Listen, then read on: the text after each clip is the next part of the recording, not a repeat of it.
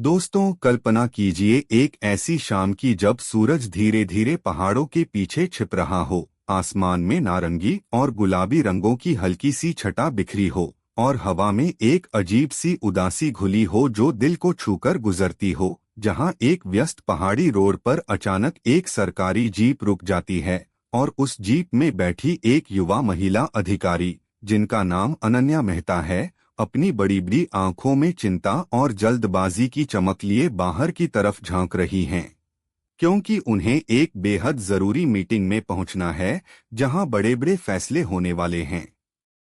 लेकिन किस्मत को कुछ और ही मंजूर था। जीप का पिछला टायर अचानक पंक्चर हो जाता है और ये सब कुछ घने जंगल के बीचों बीच हो जाता है। मानो ये हादसा अनन्या के दिल की उदासी को और गहरा कर देता है, क्योंकि वो जानती हैं कि समय हाथ से फिसल रहा है और मीटिंग में देरी उनके करियर के लिए मुसीबत बन सकती है।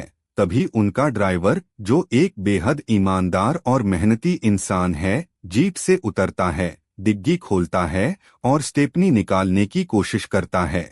लेकिन उसके चेहरे पर अचानक निराशा की गहरी लकीरें उभर आती हैं, क्योंकि स्टेपनी तो वहां है ही नहीं। और वो अनन्या से कहता है कि मैम, स्टेपनी गायब है, बिना इसके टायर बदलना असंभव है। तो अनन्या का दिल जोरों से धड़कने लगता है। वो परेशान होकर कहती हैं कि ठीक है, तुम ये पंक्चर वाला टायर ही खोल कर ले जाओ और किसी दुकान से जल्दी ठीक करवाकर वापस लाओ, वरना मैं मीटिंग से बहुत लेट हो जाऊंगी और सब कुछ बर्बाद हो जाएगा। लेकिन ड्राइवर उदास होकर जवाब देता है कि मैम, इस जंगल के आसपास तो कोई दुकान या गांव नहीं है, चारों तरफ सिर्फ वीराना है, यहाँ पंक्चर ठीक करने वाला कोई नहीं मिलेगा, हम फंस चुके हैं। तो अनन्या और ज्यादा व्याकुल हो जाती हैं, उनकी सांसें तेज चलने लगती हैं और वो कहती हैं कि तो तुम टायर लेकर किसी गुजरती सवारी से लिफ्ट लेकर चले जाओ, किसी शहर पहुंचकर ठीक करवाओ और जल्दी वापस आओ, मुझे ये मीटिंग अटेंड करनी ही है, ये मेरी जिंदगी का सवाल है।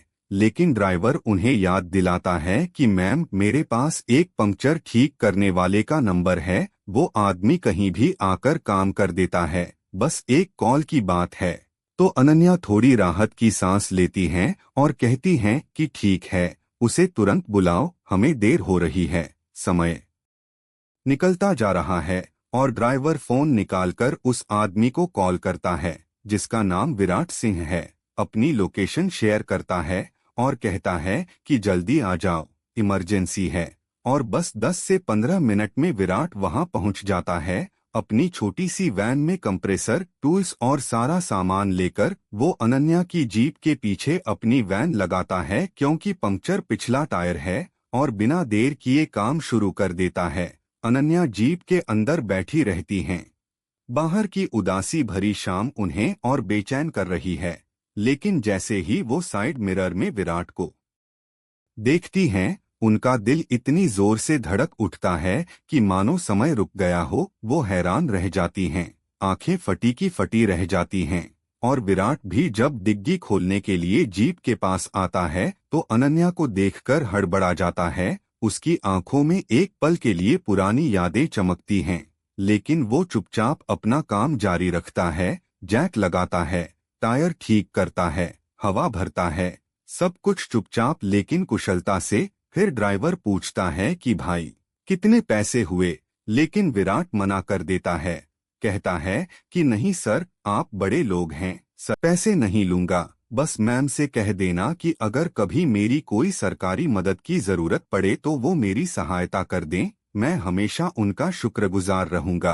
तो अनन्या ड्राइवर को अपना एक विजिटिंग कार्ड देती हैं, उस पर अपना पर्सनल नंबर लिखकर कहती हैं कि इसे विराट को दे दो, जब भी जरूरत हो कॉल कर लेना, मैं मदद करूंगी। और विराट वो कार्ड लेकर चला जाता है। लेकिन अनन्या अंदर से टूट जाती हैं, उनकी आंखें नम हो जाती हैं, दिल में एक तूफान सा उठता है। फिर भी वो खुद को संभालती हैं और मीटिंग के लिए निकल पड़ती हैं। लेकिन वो शाम उनकी जिंदगी की सबसे उदास शाम बन जाती है, जहां पुरानी यादें फिर से जीवित हो उठी थीं। दोस्तों, आखिर क्या था अनन्या और विराट के बीच का ये गहरा रिश्ता, क्यों एक साधारण पंक्चर ठीक करने वाले को देखकर एक पावरफुल डीएम इतनी भावुक हो गई कि उसकी आंखों में आंसू आ गए। ये कहानी प्यार की उन लहरों से भरी है जहां दर्द, अलगाव, मिलन और उम्मीद की धड़कनें हर पल आपको बांधे रखेंगी, और अंत में एक ऐसी सीख जो आपकी जिंदगी को हमेशा के लिए बदल सकती है। लेकिन पहले, अगर आप इस चैनल पर नए हैं तो प्लीज सब्सक्राइब कर लीजिए, बेल आइकन दबा दीजिए और इस वीडियो को लाइक कर दीजिए ताकि मैं आपके लिए ऐसी ही दिल को छूने वाली भावुक कहानियां लाता रहूं जो आपको रुला भी दें और मुस्कुराने पर मजबूर भी कर दें। अब चलिए इस कहानी की जड़ों में उतरते हैं और देखते हैं कि ये सब कैसे शुरू हुआ। दोस्तों, ये कहानी उत्तराखंड के खूबसूरत शहर देहरादून की है, जहां हरी भरी वादियां और ठंडी हवाएं लोगों के दिलों को छूती रहती हैं। यहाँ एक युवा लड़का विराट सिंह रहता था। उसके परिवार में माँ, पापा और एक छोटी बहन थी। सब मिलकर हंसी खुशी से जिंदगी गुजार रहे थे। कोई बड़ी लग्जरी नहीं थी, लेकिन छोटी छोटी खुशियां इतनी थीं कि दिल हमेशा भरा रहता था। जैसे सुबह की चाय साथ पीना या शाम को छत पर बैठकर बातें करना। एक दिन उनके रिश्तेदारों में एक ग्रैंड वेडिंग होती है। पूरा परिवार वहां जाता है। चारों तरफ रौनक का माहौल, संगीत की धुनें बज रही हैं, लोग हंसते खिलखिलाते एक दूसरे से गले मिल रहे हैं। विराट भी अपने कजिन ब्रदर के साथ घूम फिर रहा है। तभी उसकी नजर एक बेहद खूबसूरत लड़की पर पड़ती है, जिसके चेहरे पर मुस्कान ऐसी कि मानो चांदनी रात की चांदनी हो। विराट पहली नजर में ही उस पर फिदा हो जाता है। उसका दिल इतनी तेज धड़कने लगता है कि वो खुद को रोक नहीं पाता, और वो लड़की, जिसका नाम अवनी है, भी जब देखती है कि विराट उसे बार बार देख रहा है तो वो शर्मा जाती है, हल्के से मुस्कुरा देती है। दोनों की नजरें बार बार मिलती हैं। वेडिंग का माहौल इतना जादुई है कि कोई ध्यान नहीं देता। फिर विराट एक प्लेट में स्वादिष्ट खाना लेकर एक टेबल पर बैठ जाता है, और अवनी भी अपनी प्लेट लेकर उसी टेबल पर आकर उसके बगल में बैठ जाती है। दोनों थोड़े घबराते हुए एक दूसरे से बात शुरू करते हैं, नाम पूछते हैं। पता चलता है कि वो दूर के रिश्तेदार हैं, लेकिन रिश्ता ऐसा कि शादी की कोई मनाही नहीं है। विराट अवनी का फोन नंबर ले लेता है, वेडिंग खत्म होते ही घर पहुंचकर कॉल करता है, और दोनों रोजाना बातें करने लगते हैं। घंटों फोन पर बतियाते रहते हैं। बातों से पता चलता है कि अवनी एक रिच फैमिली से है। उसके पापा बड़े बिजनेसमैन हैं, जबकि विराट मिडिल क्लास से, लेकिन खुशियां भरपूर। धीरे धीरे वो दोस्ती गहरे प्यार में बदल जाती है। दोनों एक दूसरे के बिना रह नहीं पाते। हर पल एक दूसरे की याद सताती है। अवनी कहती है कि अब हम शादी कर लें, मैं तुम्हारे बिना नहीं जी सकती। लेकिन विराट चिंतित होकर कहता है कि तुम अमीर घर से हो, मैं साधारण हूँ, क्या तुम्हारे घर वाले मानेंगे? हमारी दुनिया अलग अलग है। अवनी भी मानती है कि शायद नहीं मानेंगे, क्योंकि वो क्लास डिफरेंस को बहुत महत्व देते हैं। दोनों जानते हैं कि फैमिली की अप्रूवल मिलना मुश्किल है। फिर विराट सुझाव देता है कि क्यों ना हम चुपके से कोर्ट मैरिज कर लें, कम से कम कानूनी रूप से साथ हो जाएंगे। अवनी राजी हो जाती है और वो कोर्ट में जाकर शादी कर लेते हैं, सिंदूर लगाकर, मंगलसूत्र पहनाकर। लेकिन प्यार कहाँ छुपता है। अवनी के घर वाले शक करने लगते हैं, उसका पीछा करते हैं, और आखिरकार सच्चाई सामने आ जाती है। लेकिन तब तक मैरिज सर्टिफिकेट रजिस्टर्ड हो चुका होता है। अवनी के पापा सोचते हैं कि अब हंगामा करने से फैमिली की बदनामी होगी, बेहतर है कि ट्रेडिशन रीति रिवाज से शादी करा दें ताकि सब ठीक लगे। दोनों फैमिलीज बैठती हैं, बातें होती हैं। थोड़ी नाराजगी के बाद सब मान जाते हैं और धूमधाम से शादी हो जाती है, जहां मंडप में विराट अवनी का हाथ थामता है और वादा करता है कि मैं तुम्हें हमेशा खुश रखूंगा। लेकिन दोस्तों, यहां आप कमेंट में जरूर बताएं कि अगर अवनी ने घर वालों से पहले बात की होती तो क्या होता। क्या फैमिली मान जाती या रिजेक्ट कर देती? आपकी राय क्या है? क्या क्लास डिफरेंस प्यार की राह में रुकावट बनता है या नहीं? शेयर कीजिए अपनी सोच। शादी के बाद दोनों खुशी से जिंदगी जीने लगते हैं। हर सुबह एक दूसरे की आंखों में देखकर शुरू होती है, शामें साथ घूमने में बीतती हैं, अवनी पढ़ाई में बहुत इंटरेस्ट रखती है। वो विराट से कहती है कि मैं आगे पढ़ना चाहती हूँ, गवर्नमेंट ऑफिसर बनना मेरा ड्रीम है। मैं आईएएस या डीएम बनकर देश की सेवा करना चाहती हूँ। विराट मना नहीं कर पाता क्योंकि वो अवनी के सपनों को कभी कुचलना नहीं चाहता।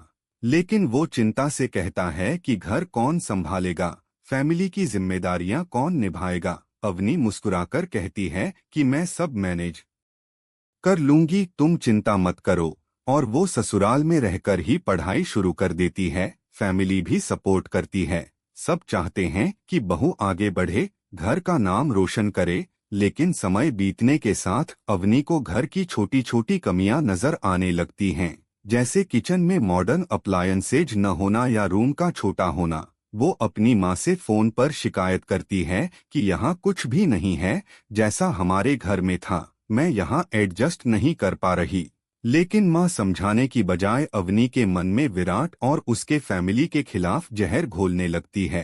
कहती है कि तूने गलती की, इतने गरीब घर में शादी करके, वो लोग तेरे लायक नहीं। अवनी रोज रोज विराट को ताने मारने लगती है कि तुमसे कुछ कमाया नहीं जाता, शादी से पहले बड़े बड़े वादे करते थे, अब कहाँ हैं वो सपने। विराट की माँ भी बीच में आती है, प्यार से कहती है कि बेटी तुम अमीर घर से हो, हमें पता था लेकिन हमने जबरदस्ती नहीं की, तुम खुद आई थी। हम जितना कर सकते हैं कर रहे हैं, हालात जल्दी सुधरेंगे, बस थोड़ा सब्र करो।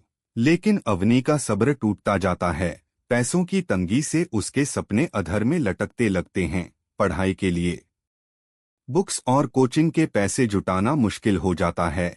एक दिन छोटी सी बात पर झगड़ा इतना बढ़ जाता है कि अवनी गुस्से में अपना सामान पैक करके मायके चली जाती है। वहां जाकर कोर्ट में डिवोर्स फाइल कर देती है और कुछ महीनों में डिवोर्स हो जाता है। अवनी माँ पापा के साथ रहने लगती है, पढ़ाई जारी रखती है। 2 साल की कड़ी मेहनत से वो डीएम बन जाती है। अब उसका नाम अनन्या मेहता हो जाता है क्योंकि वो प्रोफेशनल लाइफ में नया नाम चुनती है। उधर विराट पूरी तरह टूट जाता है। अवनी के जाने से उसे इतना सदमा लगता है कि वो रातों को सो नहीं पाता। फिर उसकी माँ बीमार पड़ जाती है, इलाज में सारा पैसा लग जाता है लेकिन माँ नहीं बचती। विराट और ज्यादा उदास हो जाता है, अपना पुराना काम छोड़ देता है। घर की हालत खराब हो जाती है, बहन की पढ़ाई रुक जाती है। लेकिन फिर विराट खुद को संभालता है, एक दोस्त से मदद मांगता है। दोस्त सलाह देता है कि भाई पंक्चर की शॉप खोल ले, कम इन्वेस्टमेंट में शुरू हो जाएगा। विराट मान जाता है, छोटी सी शॉप खोलता है लेकिन दिमाग लगाता है। अपनी वैन में सारे टूल्स रखता है, फोन नंबर हर जगह लिखवाता है कि कहीं भी पंक्चर ठीक करवाएं, कॉल कीजिए। और जहां कॉल आता वहां पहुंचकर काम करता है। धीरे धीरे कमाई बढ़ने लगती है, जिंदगी पटरी पर आने लगती है। लेकिन दिल में अवनी की याद हमेशा रहती है। एक दिन विराट के पास कॉल आता है, लोकेशन 20 मिनट दूर जंगल में। वो अपनी वैन लेकर पहुंचता है, देखता है सरकारी जीप डीएम की, टायर पंक्चर है। वो काम शुरू करता है, जीप में घुसता है तो अनन्या को देखता है जो अवनी ही है। उसका दिल धड़कता है लेकिन वो चुप रहता है, काम खत्म करता है, पैसे मना करता है, मदद की बात कहता है। अनन्या कार्ड देती है जिसमें 1500 रुपए और नंबर है। शाम को विराट कार्ड खोलता है, रुपए देखकर भावुक हो जाता है, कॉल करता है। अनन्या उठाती है, दोनों बात करते हैं। अनन्या पूछती है कि पंक्चर का काम क्यों कर रहे हो। विराट कहता है कि मिलकर बताऊंगा। अगले दिन अनन्या कॉल करती है, मिलने को कहती है। विराट घर बुलाता है लेकिन अनन्या मना करती है। मार्केट में मिलते हैं, अनन्या भेष बदलकर आती है ताकि कोई पहचाने न। फिर पार्क में जाते हैं जहां हरी घास और फूलों की खुशबू है। विराट अपनी पूरी कहानी सुनाता है, अवनी के जाने से माँ की मौत, आर्थिक तंगी, फिर नया काम शुरू करना, सब कुछ आंसुओं के साथ। फिर अनन्या से पूछता है कि क्या तुमने दूसरी शादी की। अनन्या कहती है नहीं, मेरे मांग में सिंदूर आज भी तुम हारा है, मैंने किसी और को जगह नहीं दी। विराट भावुक होकर पूछता है कि फिर क्यों छोड़कर गईं। अनन्या रोने लगती है, कहती है कि आर्थिक हालात और माँ ने मुझे भड़काया, मैं गलती कर बैठी, मुझे माफ कर दो, मैं अब भी तुमसे प्यार करती हूँ। विराट कहता है कि अब तुम डीएम हो, मैं सिर्फ पंक्चर वाला, हमारे रास्ते अलग हो चुके हैं, क्या समाज मानेगा? अनन्या पूछती है कि क्या तुमने शादी की? विराट मना करता है, कहता है कि सच्चा प्यार जिंदगी में सिर्फ एक बार होता है, मैंने तुम्हें कभी भुलाया नहीं। अनन्या मुस्कुराती है। फिर दोनों मंदिर जाते हैं। अनन्या विराट का हाथ पकड़ती है, गले लगती है, कहती है कि मुझे फिर से अपना लो, मैं तुम्हारे बिना अधूरी हूँ। विराट भावनाओं में बह जाता है, दोनों फिर से शादी मत लो, खुद सोचो, क्योंकि जिंदगी तुम्हारी है। और अब आप बताएं कमेंट में कि क्या आपने कभी ऐसी स्थिति में अपने प्यार को दूसरा मौका दिया है, या अवनी की तरह कोई गलती की और उसे सुधार कर खुशी पाई है? आपकी रियल लाइफ स्टोरी क्या है? जरूर शेयर कीजिए ताकि हम सब एक दूसरे से सीख सकें और जिंदगी को बेहतर बना सकें। और चैनल को सब्सक्राइब करना मत भूलना ताकि ऐसी कहानियां मिलती रहें। वीडियो अच्छा लगे तो लाइक सब्सक्राइब